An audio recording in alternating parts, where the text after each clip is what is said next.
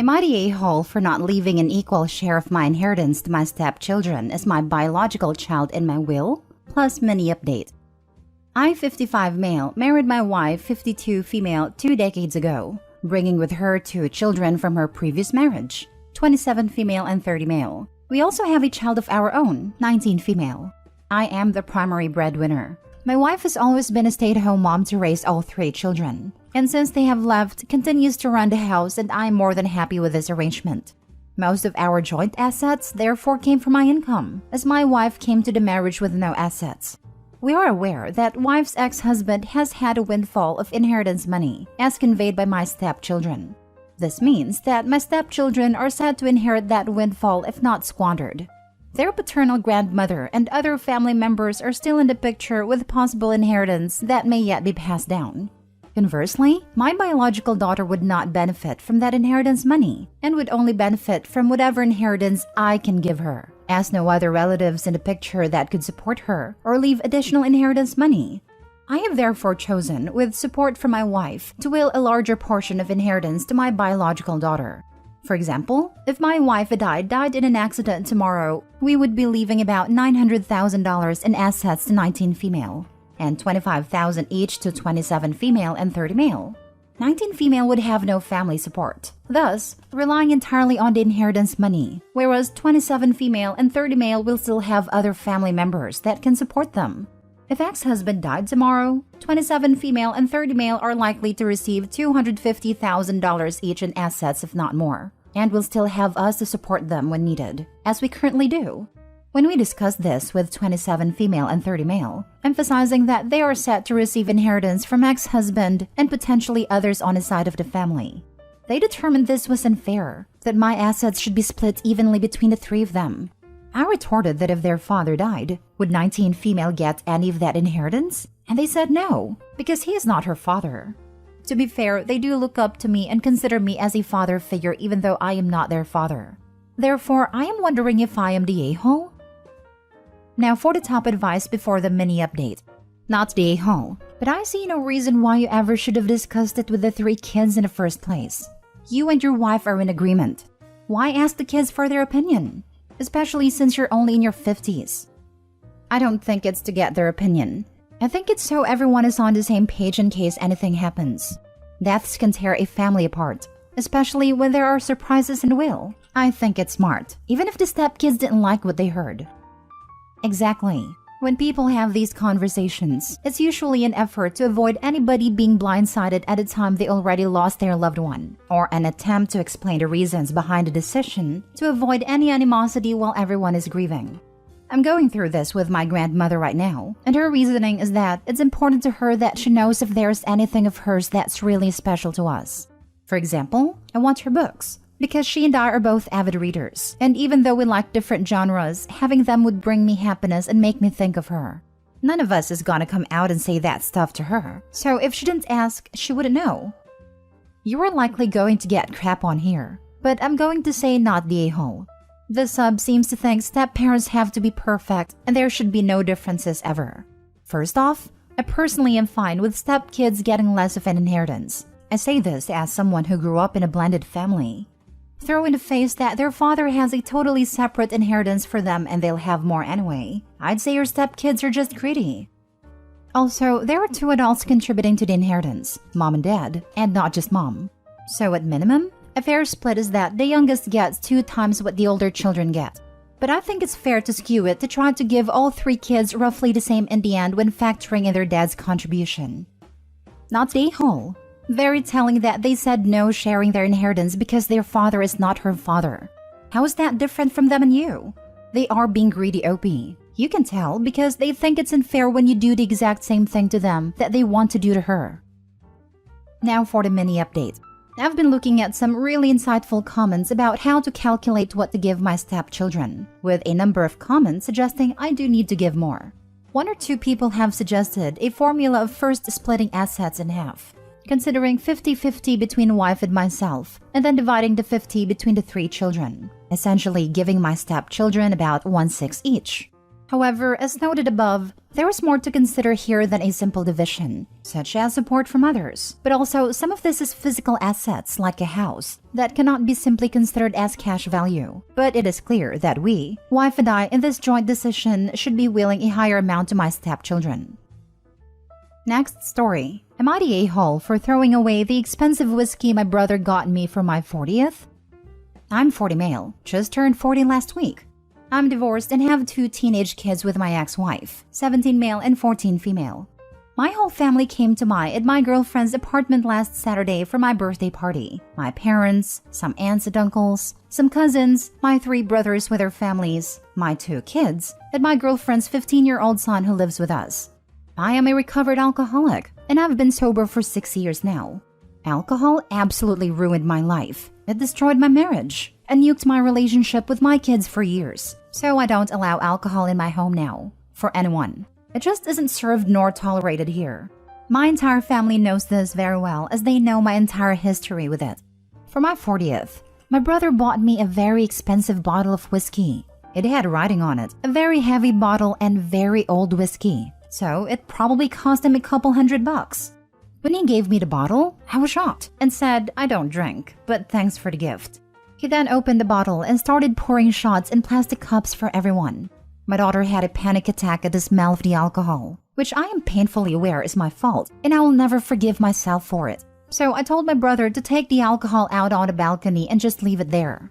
He wouldn't do it and took a shot of the whiskey.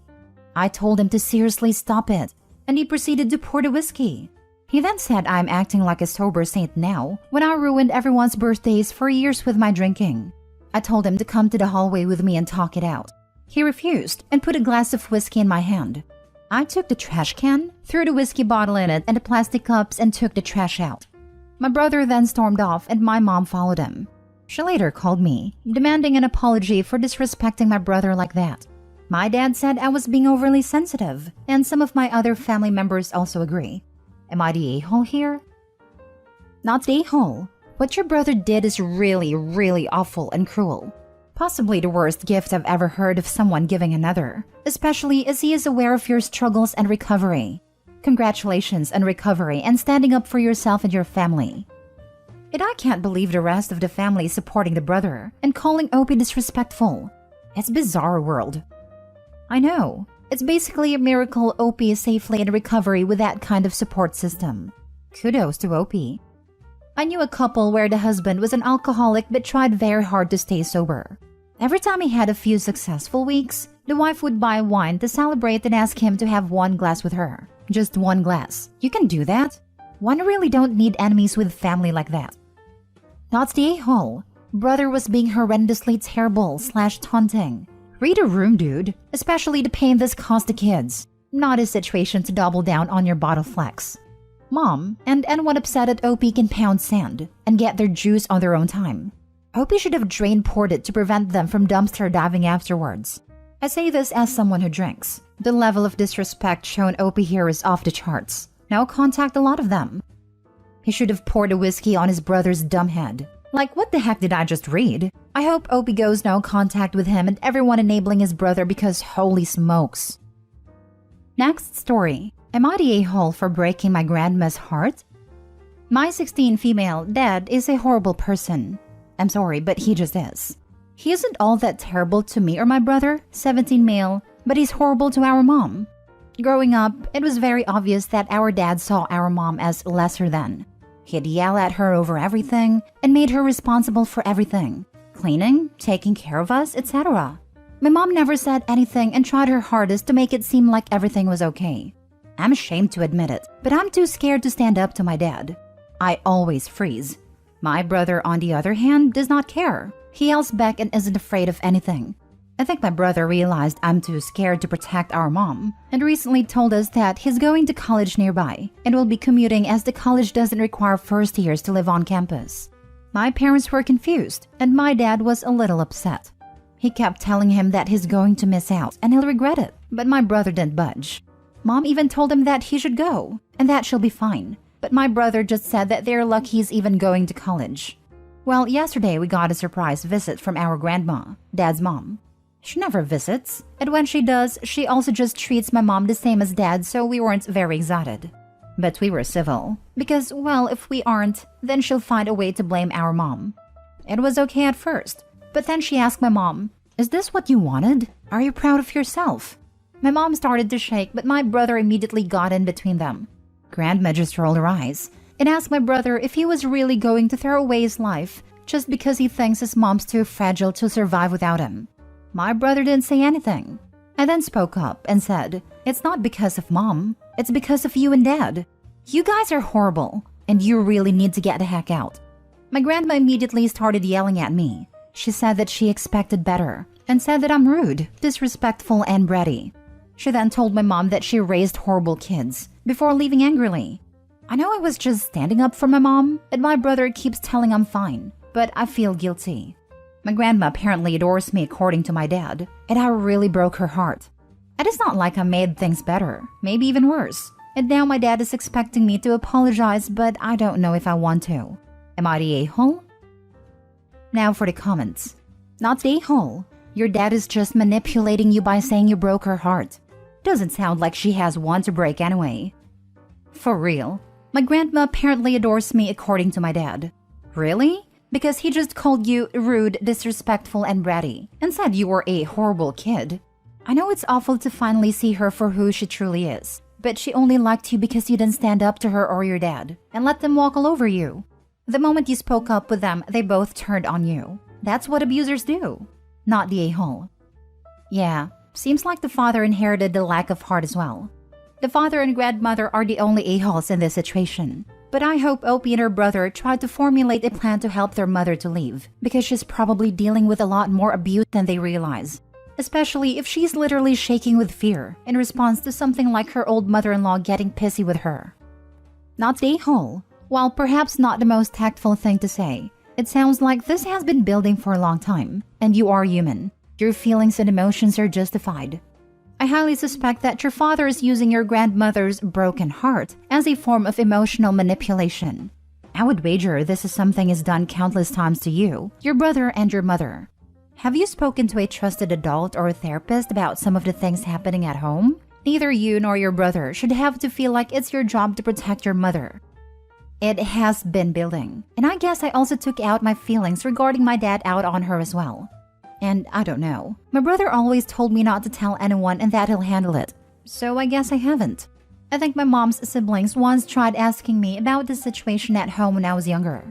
But again, my brother said not to say anything, so I didn't. Thinking back, I think they know something's up.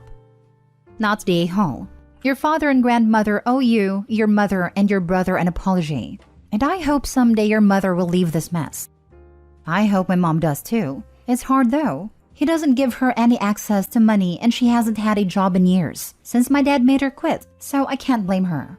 My brother and I have been saving up though, and my brother's planning on taking extra classes so he can get through college as fast as he can and land a good job. I have faith it'll work. I doubt we'll ever get apologies though. I figured your father was the typical controlling a-hole. I hope your mother doesn't feel obligated to stay with your father for her children's sake, because that is fairly common. Last story. Am I the a-hole for making my parents choose between me and my ex/former friend? I was best friends with Jen from preschool through 9th grade. Her home life was pretty rough, and she practically lived at my house, and my parents called her the daughter they never had. When we were in 9th grade, I asked her out. It took some convincing, but she eventually said yes. She broke up with me over text the day after our date. She barely went to school, didn't text, and wasn't at my house at all the next few weeks. She eventually showed up at my house in the middle of the night. I took her in, no questions asked. Then she left in the middle of the night a few weeks later. I admit I didn't love having her around. It didn't make it easy on her. But apparently her leaving was hard on everybody. My parents even had to go to therapy. Last year, I moved out for college, but I was still planning on coming to visit. A few months after I moved out, Jen showed up at my parents' house pregnant and with a baby. They took her in again, then called me and my brothers asking how we feel about her staying with them. My brothers were okay with it, but I can't forgive her for what she did a few years ago. My parents let her stay anyways, but said they had conditions on her staying with them, like her going to therapy and either enrolling in college or getting a job. I told them I still wasn't okay with it, We argued a bit and I told them I wouldn't visit if she was living there. She's still there, and I held true to my word and I haven't visited since. They're trying to get me to come for Christmas, but I won't be there if Jen is living there. So now they're calling me petty and saying I need to forgive her, but I think I have a right to be upset. So at 15 you were told no, and then after bullying her, which you refer to as it took some convincing, she eventually said yes. You had one single date, which you harassed her into agreeing to. Then you referred to her not wanting a second date, which she also didn't want the first date either by the way, as breaking up with you.